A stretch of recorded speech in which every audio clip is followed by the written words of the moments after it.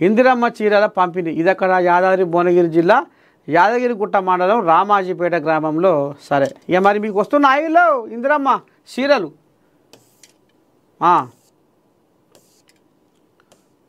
పంచాయతీ ఎన్నికలకు సిద్ధం. ఎన్నికల సంఘానికి ప్రభుత్వం లేఖ. నేడు హైకోర్టు విచారణ తరువాత నోటిఫికేషన్.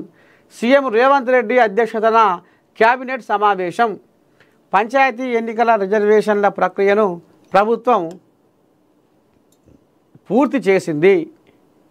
ఈ మేరకు రాష్ట్ర ఎన్నికల సంఘానికి వివరాలు సమర్పించి ఎన్నికలకు సిద్ధంగా ఉన్నట్లు తెలిసింది.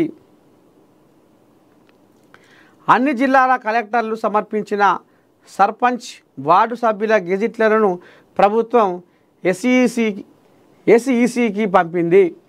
పాత రిజర్వేషన్ల ప్రకారమే ఎన్నికలు నిర్వహించాలని నిర్ణయించిన ప్రభుత్వం గత 2 రోజులుగా దీనికి సంబంధించి తీవ్ర కసరత్తు చేసింది.